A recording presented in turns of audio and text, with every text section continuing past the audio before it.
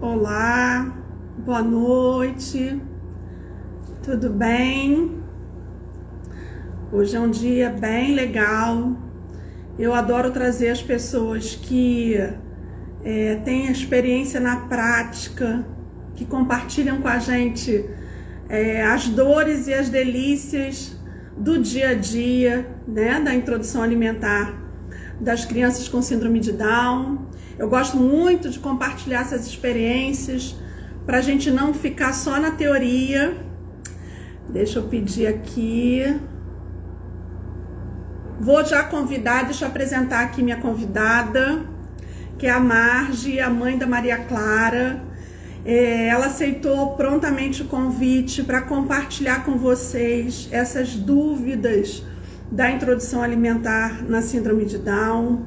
Vamos desmistificar esse processo e entender que é muito tranquilo. É só ter muita confiança, ter informações de qualidade para a gente dar seguimento nesse momento tão bonito, nesse momento de novas descobertas, onde as crianças acabam demonstrando tantas novidades, tanto aprendizado, tantas cores, tantos sabores novos. É uma alegria. Vou convidar aqui a Mar.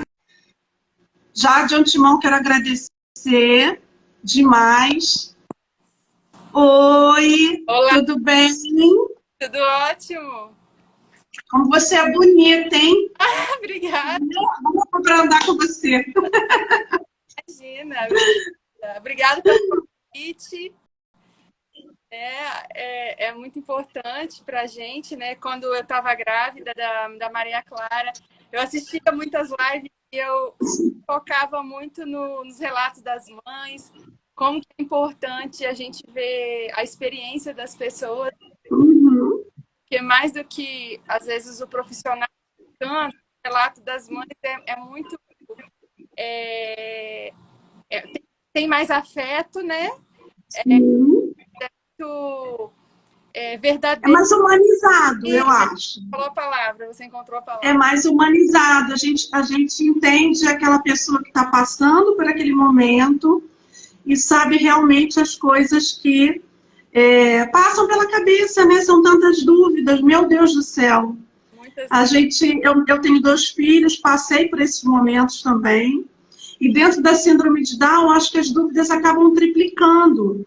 Mas, na verdade, a gente, conversando sobre o assunto, a gente acaba desmistificando uma série de coisas que vêm junto com essa conversa sobre a síndrome de Down, né? O bebê com síndrome de Down, o bebê com essa condição genética, ele não deixa de ser um bebê, ele não deixa de ser uma criança maravilhosa, ele não deixa de ter descobertas dos sabores, das cores, enfim, é isso que a gente vai conversar agora. Estou deixando o pessoal entrar, e eu queria muito que você se apresentasse, porque eu acho muito importante você ser profissional da saúde, porque o profissional da saúde tem uma vivência no dia a dia, sempre do outro, né, da outra família, do que se passa com a outra família. E quando aquilo acontece na nossa família, parece que a gente esquece tudo que aprendeu na faculdade, né? Vai tudo para água abaixo, você vira só mãe. Vira paciente e a gente é aquele paciente mais insuportável que a gente tem, né? Porque sabe os caminhos.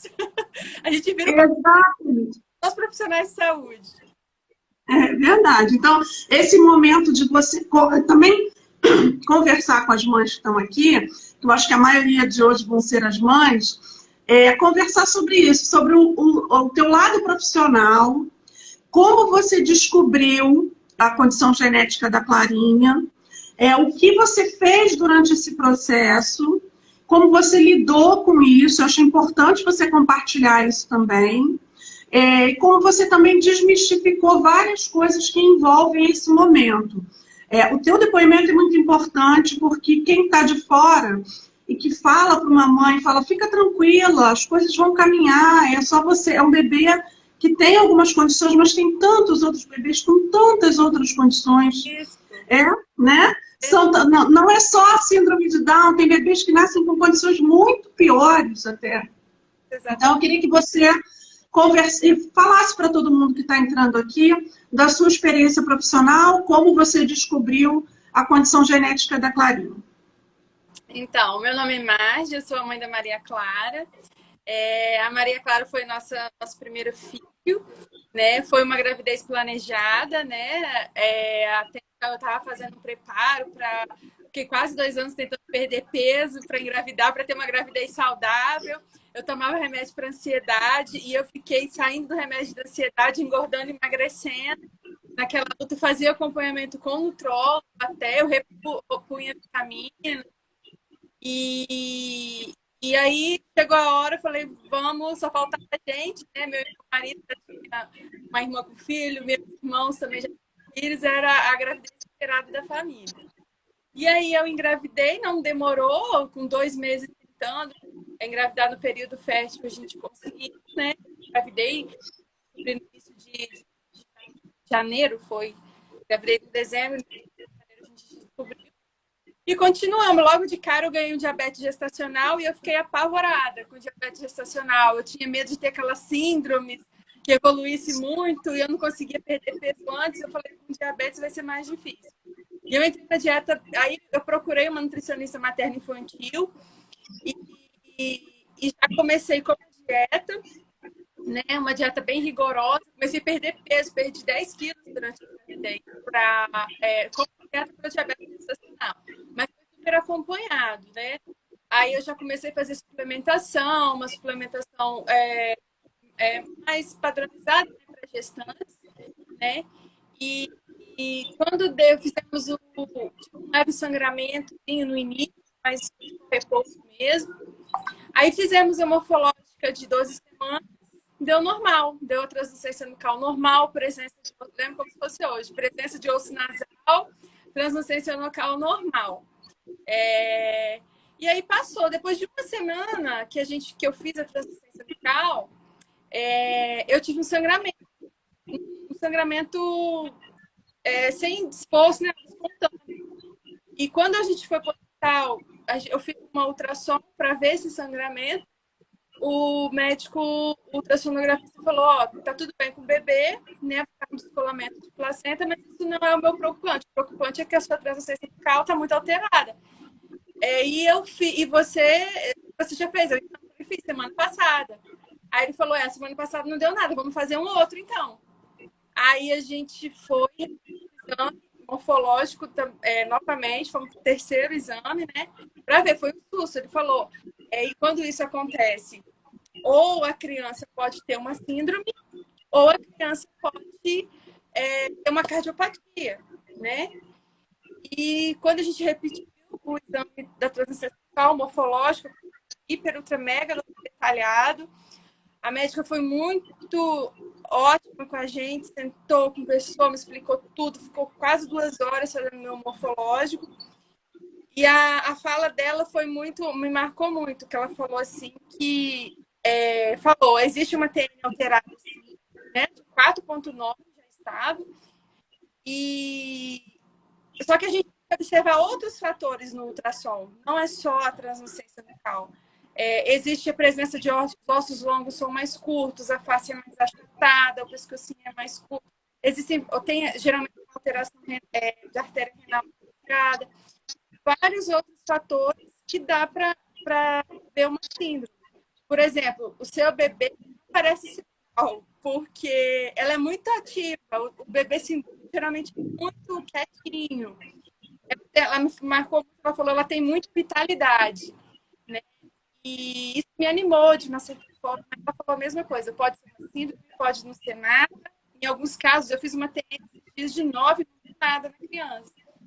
Para saber, a gente tem que fazer, são 3 opções, ou você espera para ver os próximos patológicos, para ver na hora, porque não vai mudar a conduta, ou você faz a amniocentese, que é aquela punção abdominal para ver o líquido, mas tem um risco de perda de 0,5%, né? E um a cada 200 pode ter um risco de aborto. Ou você pode estar fazendo o NIPT, que é um exame que extrai o sangue da mãe, que não tem risco nenhum. Né? O NIPT é um exame um pouco mais caro. Aqui, alguns locais não dispõem do dobro do preço, tudo os planos também não cobrem. E aí, a gente ficou nessa dúvida, né? Ela falou, vamos pedir um NIPT ampliado, então a gente optou por fazer o NIPT, porque não parece ter síndrome, não tem nenhuma característica de síndrome. Só temos uma TM alterada, eles chamavam isolado. Mas para a gente fez um outro exame, que ela falou que poderia ser, era um higroma cístico, que era isolado, repetiu o exame. Era isolado, não tinha outras características de síndrome. Aí vamos pedir um NIPT ampliado para ver síndromes mais raras, né? Aquelas síndromes genéticas, outros tipos de condições. Sim. E aí a gente foi levar o ultrassom no nosso obstetra, que estava nos acompanhando, eu ainda cheia de esperança. Falei, ó, esse exame deu muito alterado. Aí ele falou, não é um bom sinal.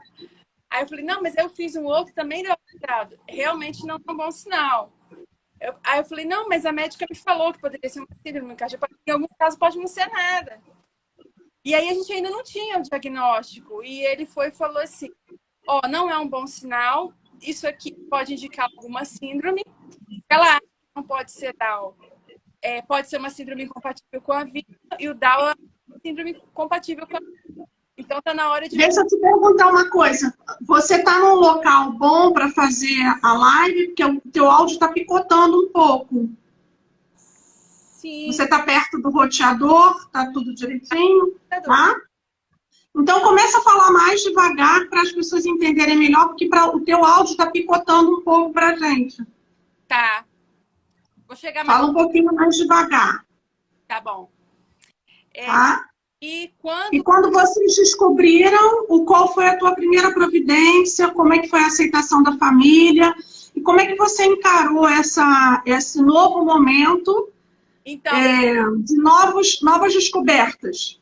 O médico disse que poderia ser uma síndrome incompatível com a vida, para a gente tinha que decidir entre ter ou interromper a gestação, ainda sem o diagnóstico. Isso foi um susto muito pra gente, né? Aí a gente resolveu mudar de obstetra para ter uma outra visão, né? E ela mandou a gente fazer o NIPT. Temos o NIPT, veio nutricional 21. Foi um susto. No fundo, você espera que não seja nada. Mas, ao mesmo tempo, saber que é uma síndrome compatível com a vida conforta um pouco.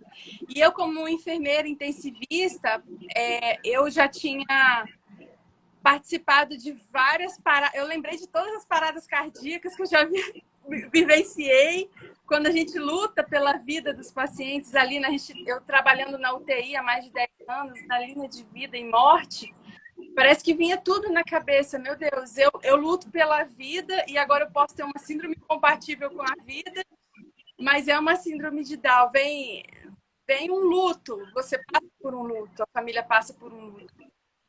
O meu marido teve uma aceitação muito melhor que a minha, né? E ele que me deu muita força. Ele falou, amor, deixa vir, não tem problema não, deixa vir. E eu acho que a gente no estado de grávida sofre um pouco mais pela boom hormonal, as emoções. E eu fiquei uns 3 dias, assim, em transe, não conhecia. E eu tentei lembrar na minha vida profissional, acho que eu tinha passado por uns 2 pacientes só com síndrome de Down. E o medo é do desconhecido, né? A gente não conhece, não sabe lidar. E uma das coisas que as mães me falavam muito, logo a Vitória Down, eu entrei em contato com a Vitória Down, fui acolhida, né?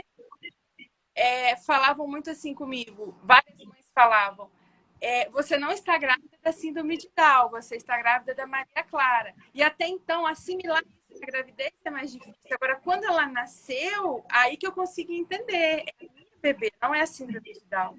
Não é aquele monte de anomalias que aparece, que ela vai ter, que aparece na internet, ou fala que vai ter tudo aqui. Não é. Sim. Então, pode ter algumas coisas. Melhorou o áudio? Mais ou menos. Deixa eu te fazer uma pergunta. Como é que foi a amamentação? Ela nasceu e como é que foi a amamentação? Nasceu na maternidade. A gente teve uma dificuldade de amamentar. Então, ela pegava, mas o meu peito parecia que não saía muito leite, estava na pojatura, né? Ela não tinha força para sugar, ainda mais o primeiro filho, ainda não tinha aqueles ductos todos formados. E a gente fazia massagem, ela pegava um pouquinho, mas a gente teve que translactar. Translactou com o NAN, que é o que tem na maternidade. Quando em casa foi uma dificuldade. Eu tinha feito uma consulta prévia, né, com a doutora Érica, ela falou dessa dificuldade que eu tinha que ter em casa já a fórmula hidrolisada, né? Usa, já deixa comprado, né? Na verdade, eu comprei no dia que eu vim para casa e realmente foi muito difícil. Eu translactava para não ter que dar na chuquinha, né? E aprender a translactar é muito difícil, faz uma bagunça, né? E mesmo assim foi difícil. Aí eu fui algumas vezes no banco de leite. Aí quando a gente vai no banco de leite, aí falo que, aí, ó, tá vendo? Saiu daqui mamando. Mas aí a hora que você chega em casa, é você com o bebê.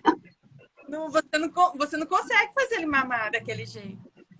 Aí eu tenho uma colega, Rosana Lima, colega de profissão, especialista em amamentação. Ela fez uma consultoria comigo, ela foi na minha casa, ela fez uma massagem no peito como se estivesse destruindo. Eu sentia que destruía. Sim. E aí a Maria Clara ensinou algumas posições na translactação, translactei o próprio leite e foi indo, e a gente conseguiu. Eu colocava ela para mamar e ela já entrava num processo de estresse comigo. O bebê com 5 dias já olhava, fazia assim, a hora que eu estava na posição de mamar. É incrível, eu tinha que contar, não acredita. E aos poucos, devagarzinho, eu tento passar essa atenção para ela. Aí eu colocava, vamos, minha filha, você vai conseguir, você vai. Eu colocava no peito, ia com muita paciência, muita dor, toda desajeitada. Deixa eu falar uma coisinha, Marge. Por que eu perguntei para você da amamentação? A amamentação é fundamental para o processo muscular, para a introdução alimentar. A gente precisa desse processo de estímulo muscular devido à hipotonia. Então, é muito importante, você, enfermeira, que todos nós incentivemos a amamentação na síndrome de Down. Eu recebo muitos pacientes que dizem que ainda passam por esse processo que é muito ruim, de dizer que a criança com síndrome de Down não consegue ser amamentada. Isso não é verdade. As crianças com síndrome de Down, elas têm capacidade de tudo na vida. Elas só precisam de um pouco mais de atenção, apoio, fisioterapia. Os profissionais estão aí para puxar esse processo. Então, não é impossível amamentar a síndrome de Down. Além de ser muito possível, é muito importante, por causa da imunodeficiência primária. Então, esse relato teu, dessa construção, dessas dificuldades que você passou, porque a gente vai chegar na hora da introdução alimentar da Clarinha, e a gente vê o vídeo e vê o processo dela mexendo essa parte muscular. Então, esse processo de amamentação é para as mães que estão aqui, a gente tem que incentivar. É lógico que nem todas conseguem, isso também é tranquilo. Mas, de qualquer maneira, a gente tem que deixar aqui a mensagem da importância e de que é completamente possível fazer a amamentação. Nem que tenha que complementar, mas aquele pouco daquele líquido de ouro que a criança com síndrome de Down ingere é fundamental para o processo imunológico, né? Para o processo de muscular. Então, vamos incentivar a amamentação na síndrome de Down. Eu já tinha consultado na gravidez com a fono, a Fabiola Dias, muito boa, e ela me falou muito dessa importância, para não estar desistindo, tá? Mas também eu tinha leite, às vezes eu estou muito triste porque não consegue ter leite, mas existem outros recursos, como você fala mesmo no curso, né? Existem recursos. Mas enquanto o que a gente tem nas mãos conseguir fazer é importante. Eu tive leite, né? Mas parecia que não tinha uma produção muito alta pela fraqueza dela em pegar. Com 1 mês ela aprendeu a mamar, no primeiro mês de vida, mas mesmo assim continuamos translactando. Eu inventei de usar o bico de silicone, né? Parecia que eu vi um monte de leite dando. Eu achei que estava o máximo, pronto, aprendeu a mamar. A hora que eu fomos na pediatra, perdeu o peso. Porque ela forçava muito e não conseguia mamar. Mas fomos tentando, até que com 3 meses, já estava recusando a chuquinha. Às vezes eu dava uma vez só à noite, já estava recusando a translactação e já estávamos só na amamentação exclusiva. Eu tive tendinite nas mãos, porque pela hipotonia, eu segurava ela com uma mão e com a outra mão eu tinha que introduzir o bico do meu peito dentro da boca dela, porque eu vedava o peito. Foi muito difícil. Eu acordava de noite com dor, tomava remédio, mas foi. A partir do 4 meses, fica melhor. E deixa eu te falar uma coisa. Não, só para deixar claro que essa parte da amamentação é difícil para todas as famílias.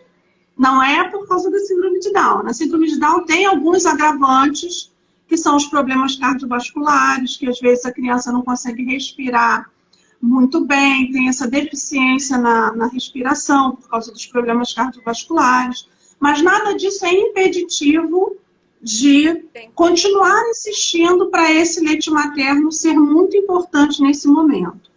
E durante esse período dos 6 meses, a Clarinha se desenvolveu bem e você deu seguimento. E em que momento você começou a introdução alimentar?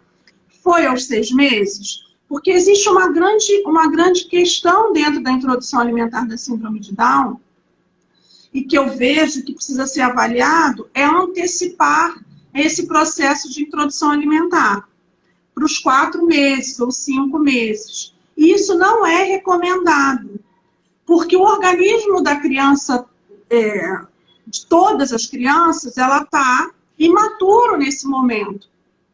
Ainda está imaturo. Então, quando faz 6 meses, imaturo para digerir o alimento tem muita composição e internamente a criança não é pronta para isso.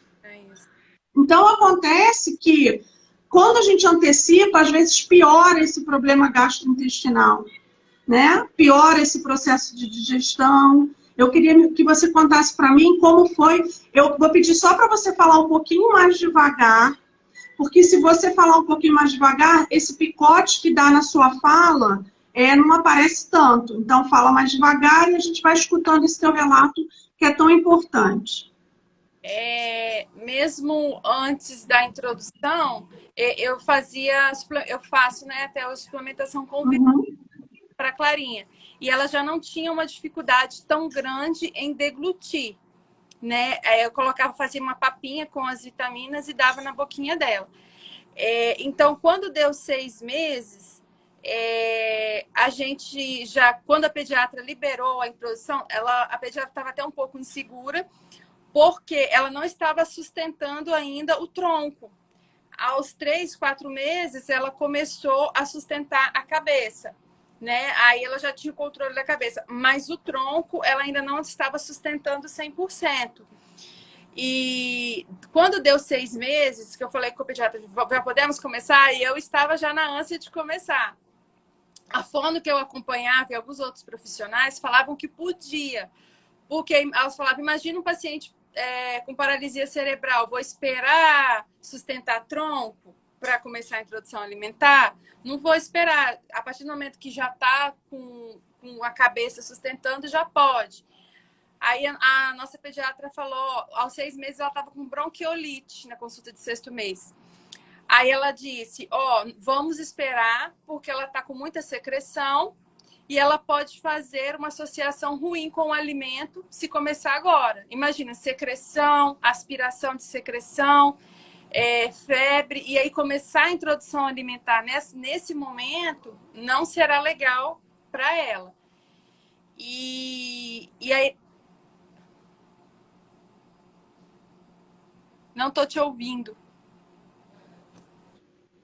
Eu vou te interromper um pouquinho, que eu recebi muitas perguntas no meu Instagram. E uma das perguntas foi exatamente isso. Se pode postergar um pouco a introdução alimentar devido a essas causas mecânicas e fisiológicas que acontecem nesse período da síndrome de Down. sim, a gente pode postergar um pouco a introdução alimentar. Nada que vá comprometer o desenvolvimento. Tem crianças que passam por cirurgia, tem crianças que precisam ainda ficar na amamentação por um tempo, mas isso vai ter a ser avaliado pelo profissional, pela fono, né, pelo médico, para poder entrar nesse período com esses sinais de prontidão. Outra pergunta muito importante que a gente sempre recebe, né, quais são os sinais de prontidão? Exatamente essa firmeza do tronco e da cabeça. Então, quando você começa com 3, 4 meses, você já incentiva as crianças com atividades diárias a fortalecer esse processo de tronco e cabeça. Mas pode ser que você precise esperar um pouquinho. Gente, esperar 3 semanas, 4 semanas, não é nada que vá comprometer o desenvolvimento da criança. Tá? Eu queria só deixar bem claro que o primeiro ano, dos 6 meses ao primeiro ano, a alimentação é complementar. Ela complementa o leite materno, ou ela complementa a fórmula. Ela complementa, ok? Não é exclusivo. Se a criança não comer a alimentação, ela vai ficar desnutrida, ou ela vai ter algum problema. Não é isso. O principal alimento dos 6 ao primeiro ano de vida é o leite materno ou o leite de fórmula, se for o caso. Então, são muitas dúvidas com relação a isso, porque tem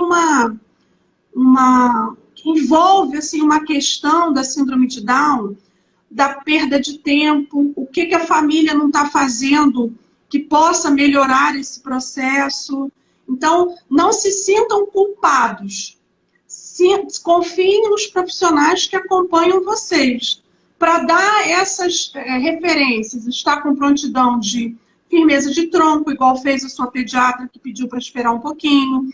Conversar com a fonoaudióloga profissional, muito importante, para ver esse processo de mastigação, deglutição, empurrar a língua para trás e a gente avaliar se ela está com essa prontidão para começar a ingerir os alimentos, né? Então, o que é importante na síndrome de Down? O que é diferente na síndrome de Down na introdução alimentar? É realmente ver esses sinais da hipotonia, os sinais de prontidão mais adequados, né? Mas não pode atrasar muito, só depende de alguns casos que têm que ser avaliados por profissionais que estão atendendo vocês. Tá? Mas nada que seja diferente da introdução alimentar de uma criança típica.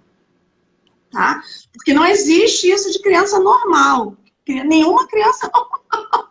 Para mim, está todo mundo ali fora do esquadro, até conseguir ter a sua autonomia, até todo mundo. As crianças precisam ser orientadas e assessoradas e estimuladas nesse processo. Então, me diz qual foi a primeira papinha da Maria Clara? Então, a primeira coisa que eu dei foi fruta raspada. Eu dei uma pera raspada, ela deglutiu super bem, né? E eu até coloquei no escritório a evolução das cadeirinhas. Eu comecei com aquela cadeirinha bumbo, que ela tem um encosto mais altinho atrás e ela é toda macia. Só que quando eu colocava a Maria Clara naquela cadeirinha, ela arrumava uma confusão, ficava irritada, porque ela ainda, parece que ela não tinha total equilíbrio, né? Aí eu ia, colocava, dava, e ela se pendurava para frente ainda. Ela ainda não estava com o tronco todo equilibrado, mesmo fazendo a fisioterapia. A Mônica trabalhou com ela muito a questão do tronco para alimentar. Ela ficava irritada. Aí eu regredi, eu coloquei ela na cadeirinha de balanço, a cadeirinha que ela tem de descanso. Mesmo, eu inclinava ela o máximo, né? Mas assim, quem não tiver segurança, não consegue colocar naquela cadeirinha, ela tem o risco de engasgo. Eu colocava ela um pouco alta, levantava um pouco mais, e aí ali ela ficava um pouco mais relaxada e comia. Aí, quando eu colocava na cadeirinha de novo de alimentação, ela ficava totalmente irritada. Aí eu fiquei com medo dela também fazer uma associação ruim com a comida, com o alimento. Fiquei uns 15 dias dando na cadeirinha conforto, até que agora a gente passou para a cadeirinha do bumbo. Está sendo ótimo. Então, e já está porque olha só, a comida, ela entra pela boca e ela precisa fazer o trajeto de descida. Se a criança estiver numa cadeirinha assim, esse processo também vai acontecer. A criança não necessariamente precisa estar assim. Ela pode estar um pouco inclinada, que vai facilitar esse processo de descida do alimento. Outra coisa muito importante de falar, Marcia, é que nem sempre é engasgo. As crianças têm o reflexo gag, que é o sistema de defesa do corpo para não engasgar. Então, quando as crianças fazem esse processo assim, as mães ficam muito preocupadas com esse processo, achando que a criança está engasgando, e na verdade ela está se defendendo do engasgo. Então, tem que saber diferenciar do engasgo ou do reflexo gag, que isso é muito importante. Tem que deixar a criança evoluir. Nós não temos controle sobre tudo. Nós damos a segurança para aquela criança. E dar a segurança é estar ali para qualquer socorro. Inclusive, para a introdução alimentar, eu recomendo todas as mães a fazerem os cursos de primeiros socorros. As mães têm que estar preparadas. Você é enfermeira, você sabe disso. As mães precisam saber fazer o manejo correto no caso de um engasgo. Tá? Então, se preparar para esse momento é muito importante. Não deixar só a internet te informar. Procurem cursos, procurem profissionais que vocês confiem para orientar nesse processo da introdução alimentar que gera tantas dúvidas. Então, eu quero que fique claro esse processo do reflexo gag, porque eu vejo muitas mães muito agarradas ao medo do engasgo. Estar agarrada no medo do engasgo significa não deixar a criança evoluir. Nós temos que acreditar nas crianças e deixar elas evoluírem. Evoluir na mastigação, evoluir nas texturas, sempre desafiando ela a dar um passo à frente. Isso é muito importante. Então, eu queria que você falasse dessa experiência, se a Maria Clara teve algum reflexo gag, você fez o curso de manejo para desengasgo, como é que foi essa sua preparação? Eu sempre estou me atualizando, né, nessa questão de urgência e emergência, e já dei aula técnico de emergência, né, para procedimentos básicos, pré-hospitalar, né, e intra-hospitalar. Eu já conhecia a manobra de engasgo, né, bebê, né, e em criança, e foi isso que me deu segurança para começar naquela cadeira de balão, né? Conheço essa manobra de engasgo. Inclusive, ela já engasgou uma vez, né? Eu levei para o hospital até para fazer um raio-x, mas não foi durante a introdução alimentar. Ela tentou, ficou deitada e ela regurgitou e engasgou um pouco. Eu tirei um pouco, fiz uma manobra, ela consegui tirar um pouco da boca dela, mas por medo de alguma broncoaspiração, foi para o hospital fazer um raio-x. Estava tudo ok. Mas no início, a textura, a gente começou, com um alimento bem cozido, né? Papinha mesmo, passava com garfo. E eu percebi que amassado com garfo, ela engolia muito rápido, né?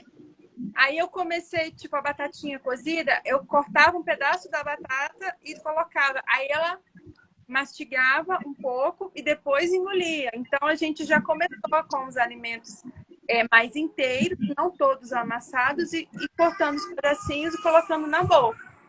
O frango, que eu cozinhei um pouquinho mais inteiro, e quando eu dei, eu percebi a dificuldade. Aí eu tive que regredir. Aí eu pegava, cozinhava o frango e passava o mix um pouquinho, triturava um pouco no mix. Aí começou a deglutir melhor. Porque quando eu estava dando mais inteiro, estava constipando também ela. Estava bem constipada. E aí, com o tempo, isso foi melhorando. Né? Aí, hoje, tem 2 meses que a gente começou a introdução alimentar. Ela ainda tem um pouco de constipação quando eu comecei. E a gente fez o exame da calprotectina, deu um pouquinho ampliado, foi quando a doutora Érica falou, você está comendo leite, queijos derivados, que você tirou da dieta. E foi eu tirar o leite, que eu gosto muito de queijo, foi eu tirar o leite da minha dieta, eu emagreci e ela tá fazendo cocô todo dia. Foi luz. Existem. O que a gente tem que deixar assim também claro? A imaturidade do sistema gastrointestinal da síndrome de Down, ele é muito forte. Assim. A gente precisa, o amadurecimento desses órgãos que fazem a digestão, eles ainda não funcionam adequadamente, porque a hipotonia não é só externa, muscular, é a hipotonia também desses órgãos gastrointestinais, a hipotonia do estômago. O estômago precisa se mexer para misturar o bolo alimentar e às vezes é lento esse processo. Essa válvula que segura o retorno do suco gástrico ainda pode ser hipotônica.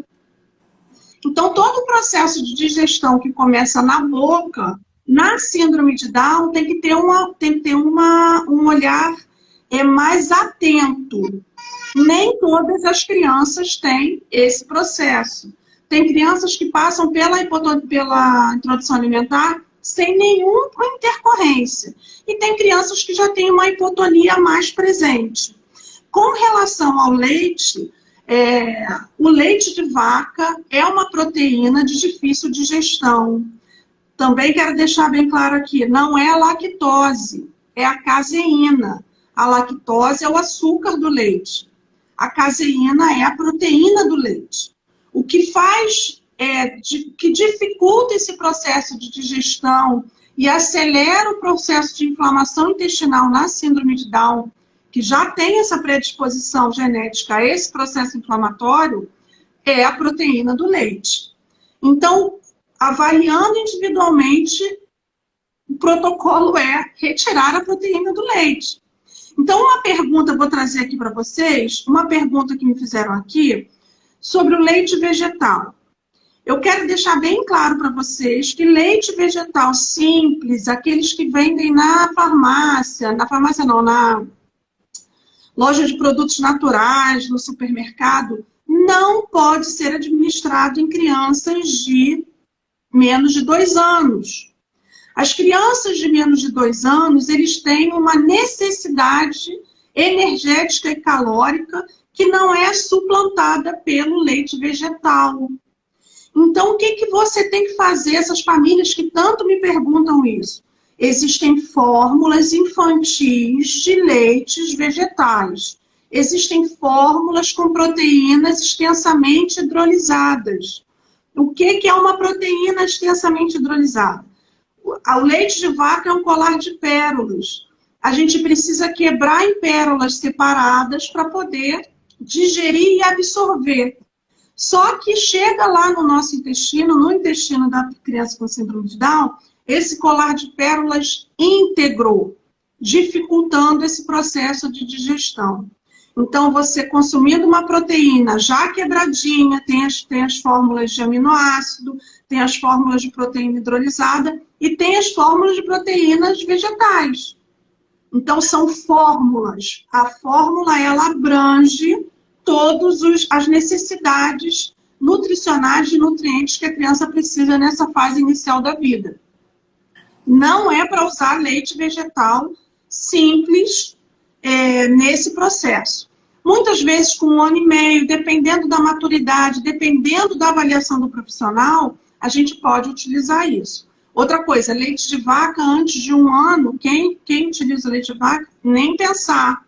Porque já tem esse protocolo normal, né? De que só começa o leite de vaca com 1 ano, porque todo mundo já sabe a dificuldade dessa proteína ser digerida. Na síndrome de Down, existe uma dificuldade a mais, devido à hipotonia, devido à deficiência enzimática, devido a uma série de assuntos. Então, foi muito bom você ter abordado isso, porque já me perguntaram aqui no Instagram se você usou leite vegetal com a clarinha.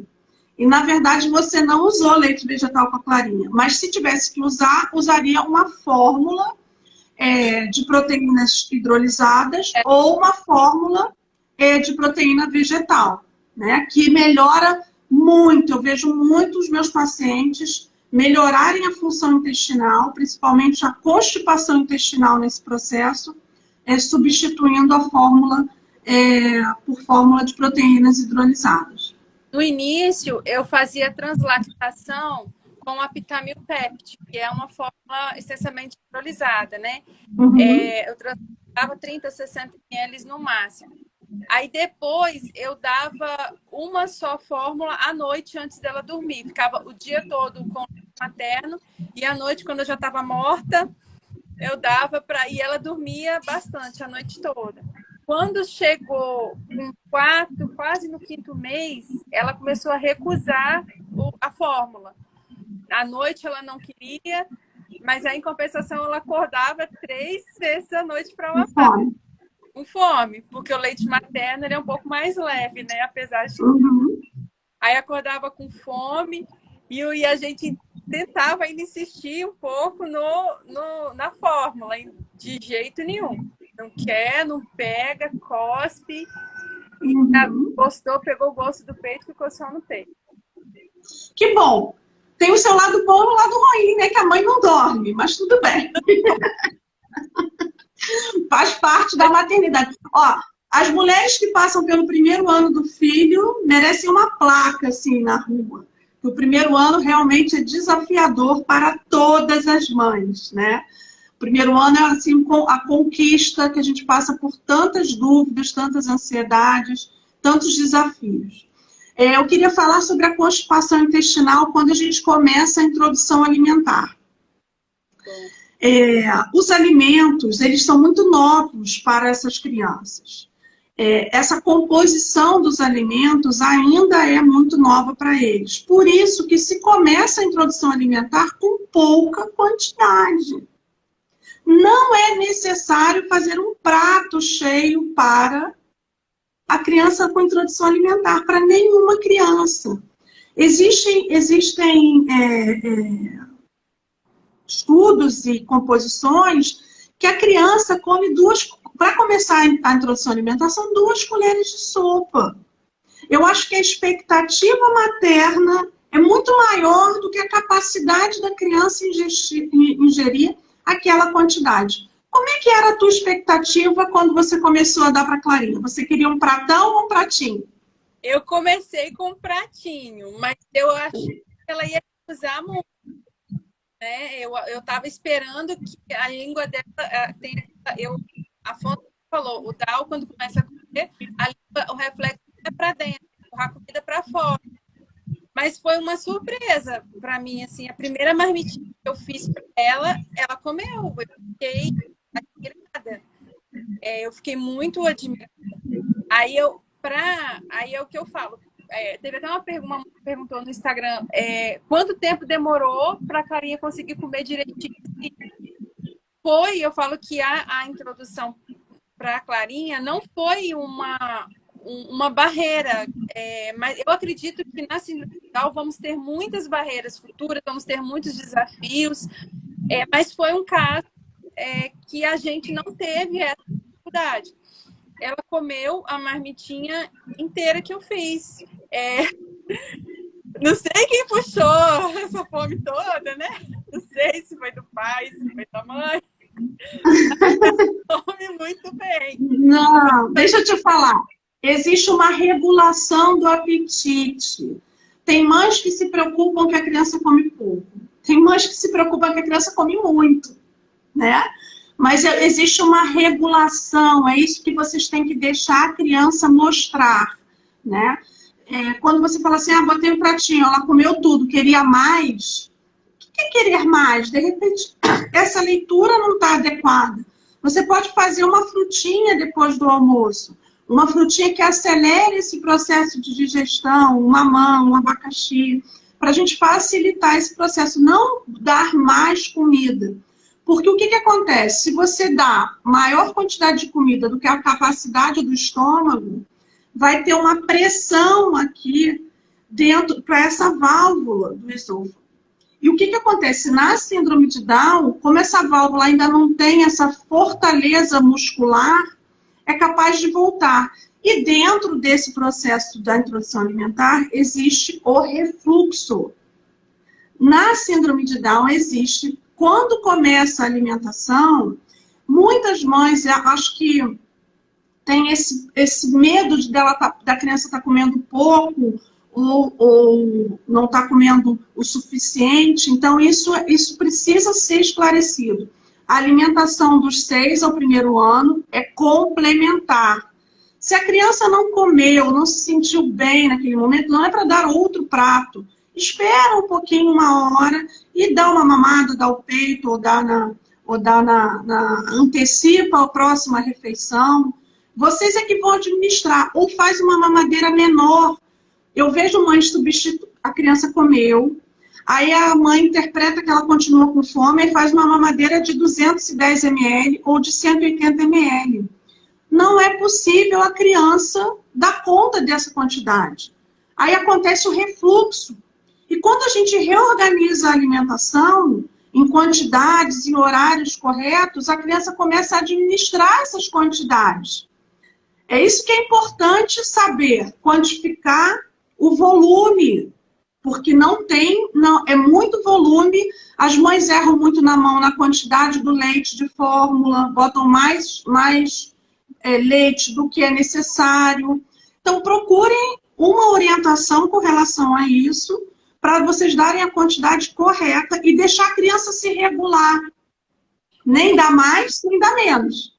Quando eu percebo que ela está saciada, que às vezes sobra um pouquinho, ela começa a ficar irritada, às vezes eu coloco uma música e ela continua comendo, aí depois ela começa a estar comendo na boca. Mastiga devagar, não engole. Aí eu já vejo que ela não quer mais. Às vezes cospe. Aí eu percebo que ela não quer mais. Mas aí ela já vem procurando peito para dormir, logo depois do almoço. Mas dá o peito pode complementar, inclusive, a refeição. Por exemplo, você deu a frutinha e a criança tem aquele amor. O peito não é só o leite.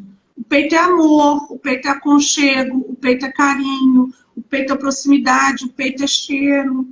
Então, elas precisam ainda estão nesse momento que precisam desse aconchego do peito.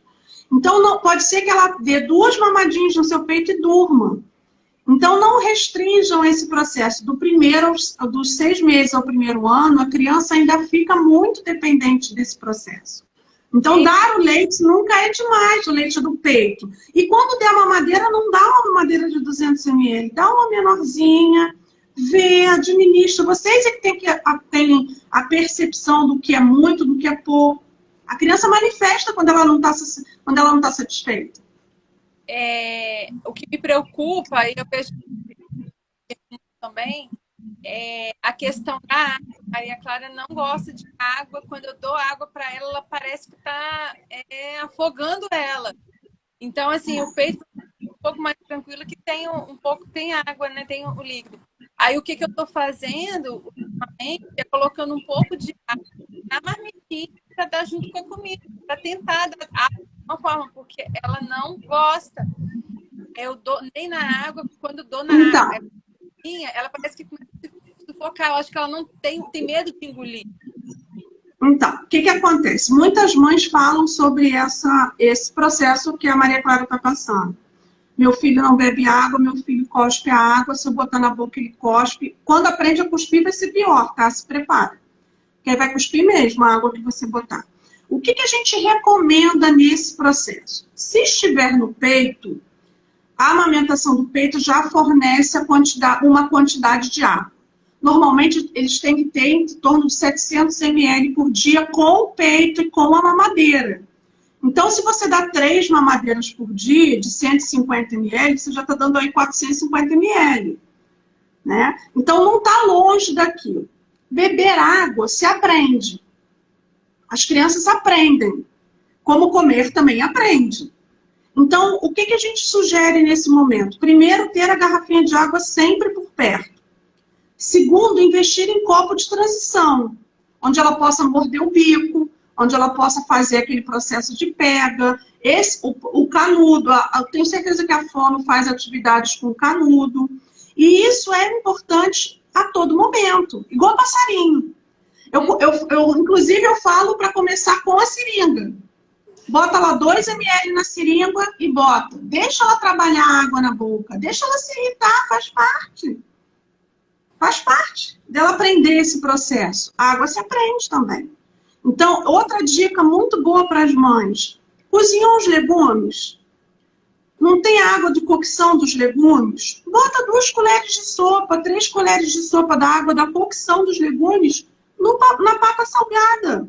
Você já está botando mais líquido ali, né? Outra coisa muito importante, diminuir a diluição do leite.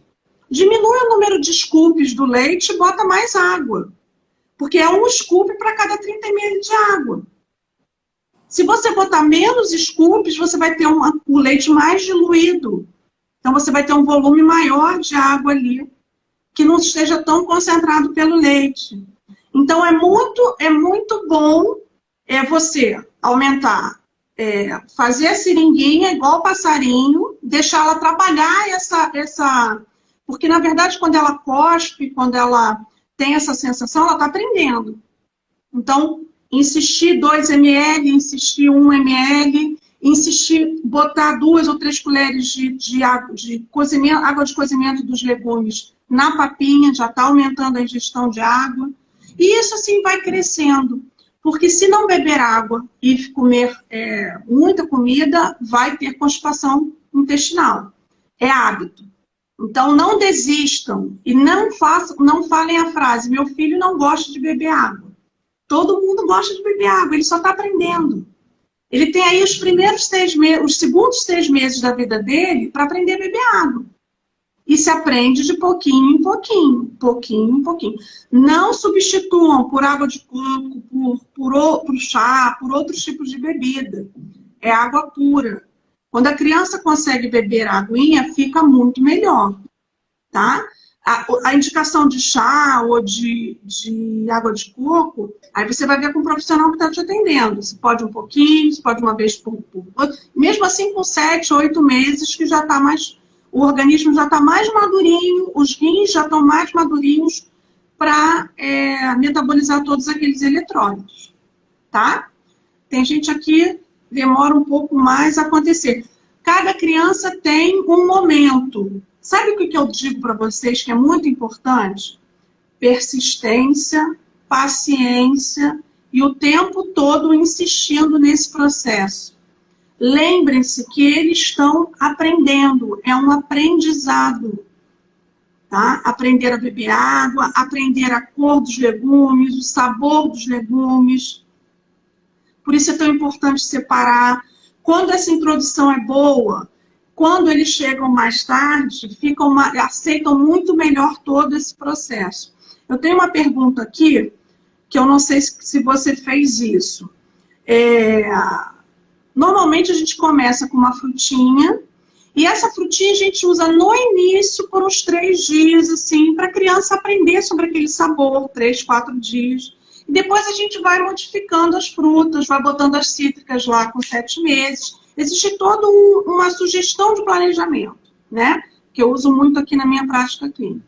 Mas que vai depender de criança para criança, cálculo energético, cálculo de demanda nutricional. Então, o que é importante fazer é rotacionar os grupos alimentares. Os grupos alimentares, as mães precisam conhecer os grupos alimentares. Porque a monotonia alimentar faz com que a criança fique mais seletiva lá na frente.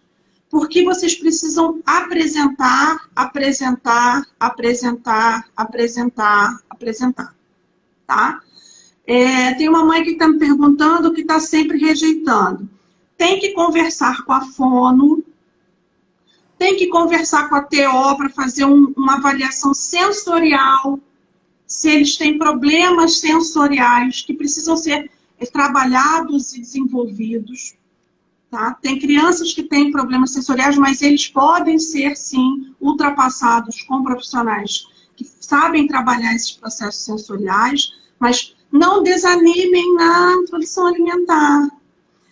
Reduzam um pouco as expectativas e vocês vão construindo isso, é uma construção.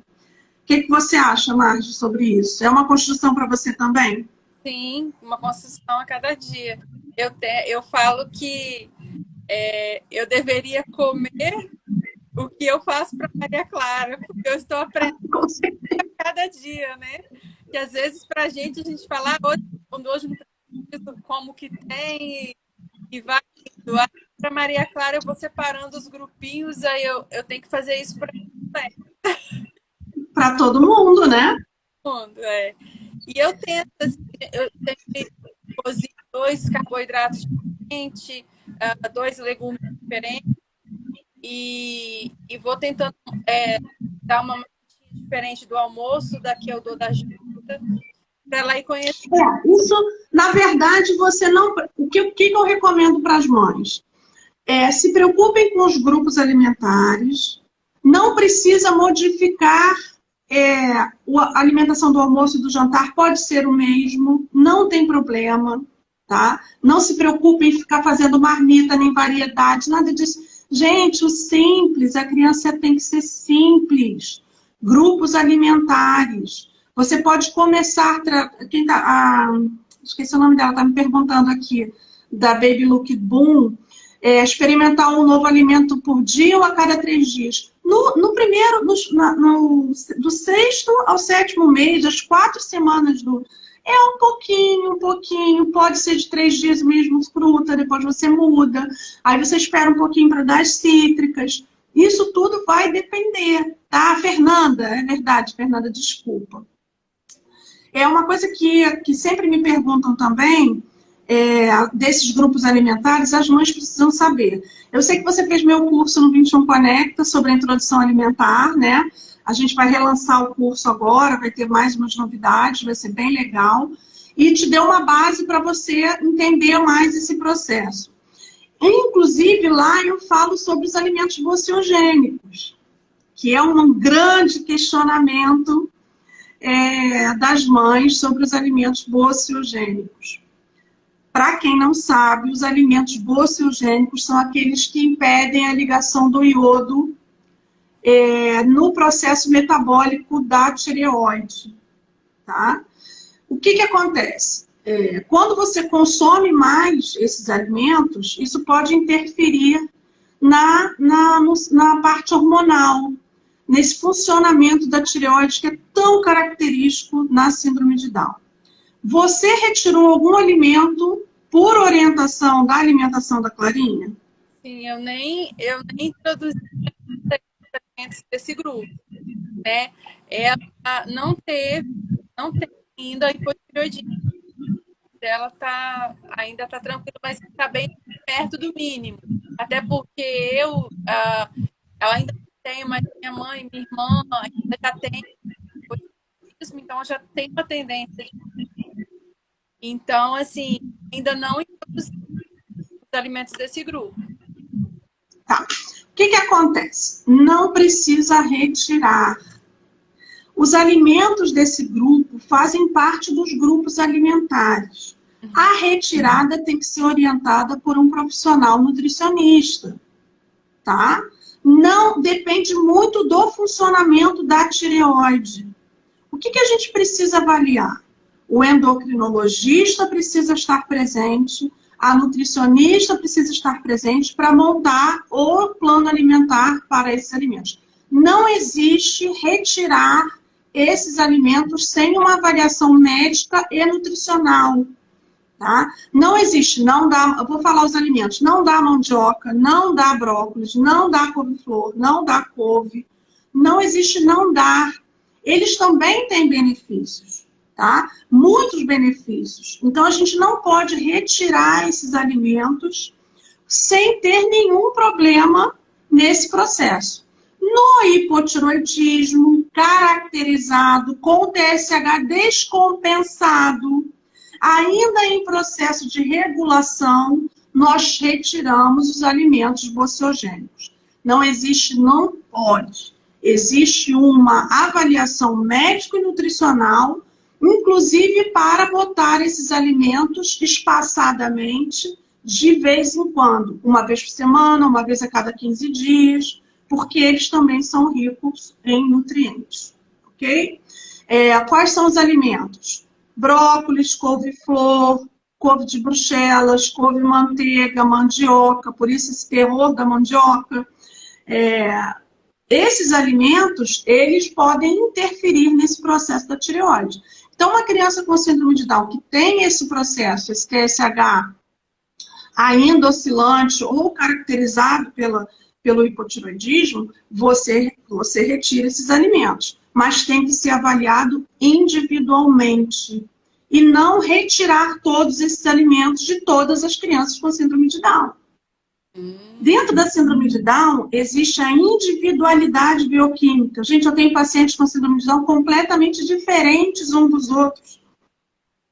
Uns que são muito comprometidos e outros que não têm comprometimento nenhum. São crianças que passam por esse primeiro ano sem nenhuma alteração, sem infecções de repetição, sem problemas na introdução alimentar, sem problemas de constipação intestinal, sem problemas de refluxo. E transitam por esse percurso. E outras precisam de uma atenção maior. Por isso que não tem regra para todos. A síndrome de Down é muito diferente um dos outros. Então, fiquem atentos nesse quesito, porque isso é um questionamento muito, muito forte sobre essa retirada dos alimentos bociogênicos. Uma vez na semana que você der um alimento, você dá um alimento, uma couve-flor, uma vez por semana, não vai interferir na sua tireoide. É muito pouca quantidade para esse processo todo. Então, você pode fazer um planejamento de incluir pouco. Agora, o que não pode é você estar com TSH de 11, de 12, né? Ainda não foi medicada, o médico ainda está fazendo avaliação e você consumir esses alimentos. Aí não pode. Mas isso tudo tem que ser avaliado individualmente. Tá? Então, para esclarecer essa história dos alimentos bociogênicos. Outra coisa que me perguntam muito, Marge, que eu queria que você falasse, é sobre a proteína. O que acontece? Eu nem botei aqui no teu pedido, não. Mas muitas famílias postergam muito a ingestão da proteína porque acham que a criança não tem a capacidade de mastigar. E isso não é verdade. A gente sabe que os dentes que estão por dentro da gengiva e a gengiva endurecida, ela tem como fazer esse processo de mastigação da proteína e dos alimentos. Sim. Existe até uma linha da síndrome de Down que você pode iniciar a proteína animal quando começa a nascer o dente. Né? Eu fiz para ficar sem proteína animal até um ano. Então, isso aí, não é. Eu sou assim, eu faço. Eu já dei o frango, a carne de boi, a carne de porco, eu cozinho com a cebolinha, com os antioxidantes, trituro um pouquinho. No início eu dava mais patezinho, agora já estou deixando um pouquinho mais rápido. Sim. Dá para ver que ela mastiga agora, inclusive. E ela faz o processo. Não sei se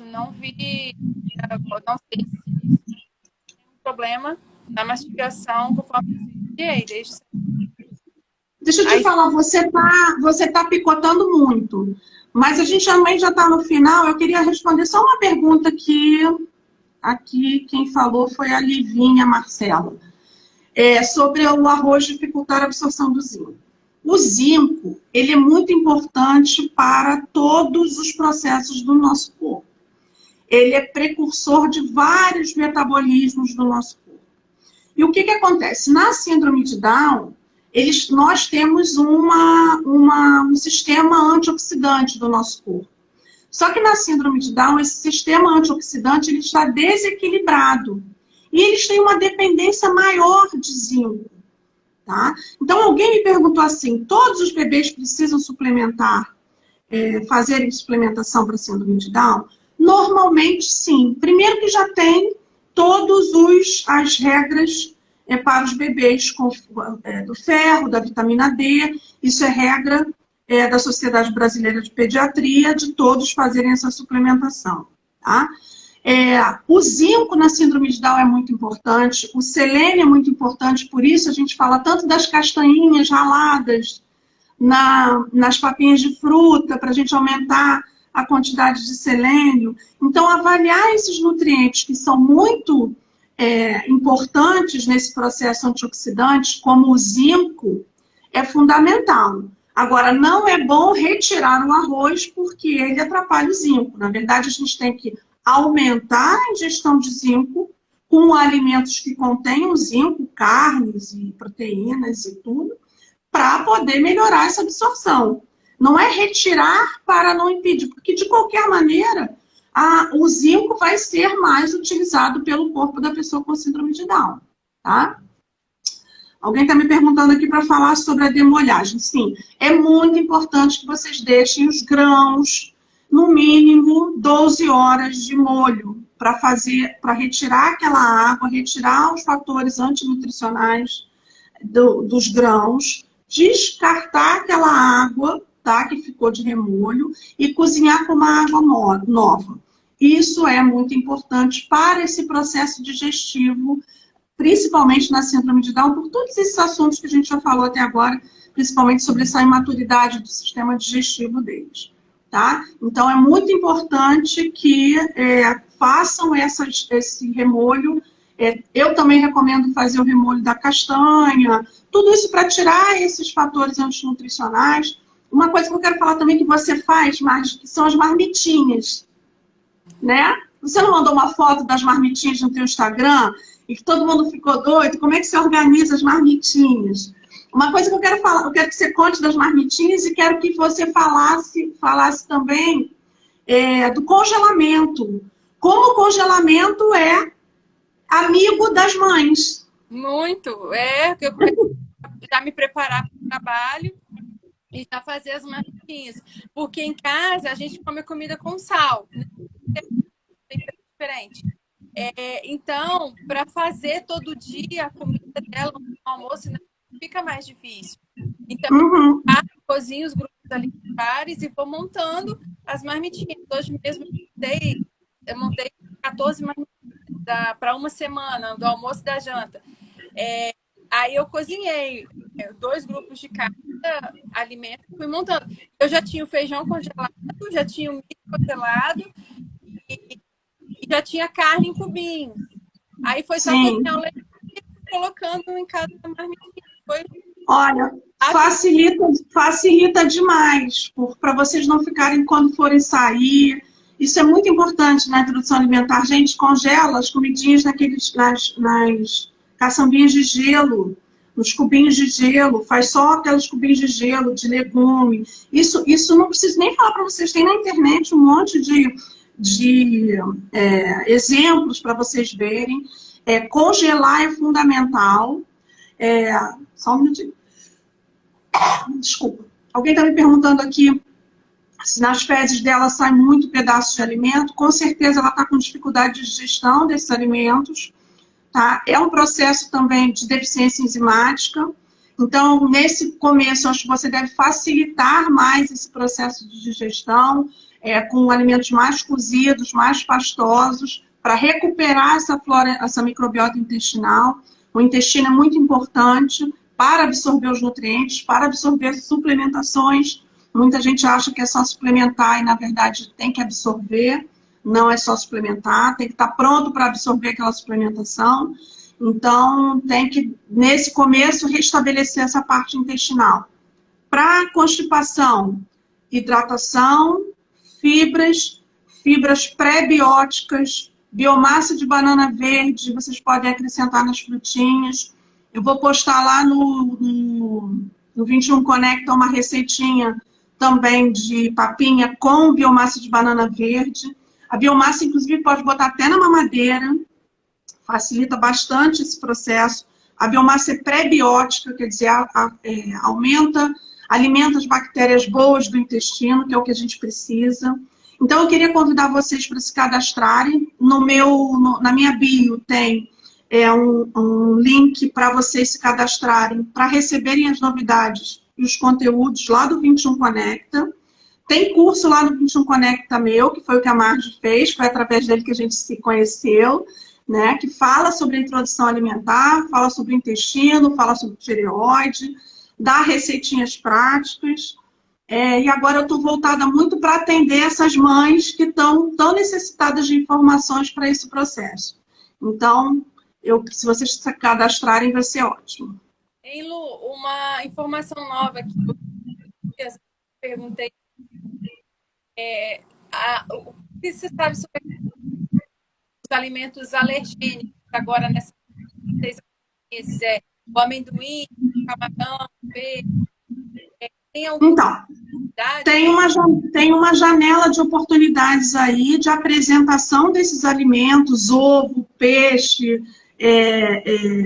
o amendoim até espera um pouco, acho que não tem necessidade de fazer oleaginosa nesse primeiro momento da introdução alimentar, só se for bem raladinha, bem pouquinho em cima das frutas. Agora, amendoim pode ralar até o amendoim também pouquinho, mas a apresentação nessa janela imunológica também é importante. Então, não retirem esses alimentos desse processo de introdução alimentar. Eu vejo muita mãe falando assim, não, só vou dar a clara, não, só vou dar a gema. Gente, tem que dar o ovinho, dá 1/4 do ovinho, e vocês vão observando como aquela criança está reagindo. O peixinho, você pode dar um peixinho, sempre peixinho pequeno, tilápia, aqueles peixinhos menores que têm menos contaminação de metal pesado, menos mercúrio. Então, ficar atento a essa contaminação ambiental também é muito importante. Usar panelinha que não seja de alumínio, para quando a gente esquenta a água, o alumínio solta da panela e vai para dentro da preparação. Então, substituir essas panelas por panelas, pode usar a panela de inox, mas tem que tratar a panelinha de inox como se fosse uma panelinha de ouro, para não ficar arranhada, porque pode liberar níquel. Então, todas essas informações a gente faz nesse processo, tanto do atendimento como do curso. Eu queria te agradecer demais por ter compartilhado essa história aqui com a gente. Eu vou fazer mais lives com outras mães. Eu acho que a maternidade deve ser compartilhada. Nós todas, como mães, nos apoiamos umas às outras, né? E esse momento da síndrome de Down, da introdução alimentar na síndrome de Down, precisa realmente de informações de qualidade, para lá na frente não ter esse processo de seletividade, de recusa. Então, vamos desafiar as crianças, vamos incentivar, estimular o tempo todo, né? Para que eles se desenvolvam o mais feliz possível, com uma qualidade de vida adequada. Tá bom? Obrigada. Marge, um beijo. Obrigada, a live vai ficar salva. Nossa, tem muita mensagem, não consegui ler tudo. Não tenho cabeça para ler e responder. Mas acho que consegui responder. Acho que me enviaram, eu consegui responder. Deixa eu ver aqui se tem mais alguma coisa da água. Não, das alergias. Me perguntaram assim, por que alimento começar a introdução alimentar? E, na verdade, não tem um protocolo. Começa pela fruta, começa pela papa salgada. Normalmente, a gente começa pela frutinha, que é mais docinho, mais carinhosa, mas pode começar pela papinha salgada, também não tem problema, tá? Isso vai depender da escolha da família. E vocês, qualquer dúvida, vocês me mandem lá no Instagram. Tem o meu contato, tem o contato do 21 Conecta, e fiquem atentos aí que a gente vai fazer mais live. Na sexta-feira eu vou fazer uma live maravilhosa com uma gastropediatra, que vai falar sobre esses distúrbios gastrointestinais no autismo e na síndrome de Down. Vai ser 9 horas da manhã, porque ela não tinha outro horário, mas eu vou deixar gravado também no meu IGTV, para depois vocês acessarem, quem não conseguir acessar de manhã, tá? E manda um beijão para a fofinha da Clarinha, compartilha mais o dia a dia dela, pega ela lá. E ela ainda está acordada, esperando essa live acabar, hein? Tá aqui, ó. A estrela, a responsável por tudo isso.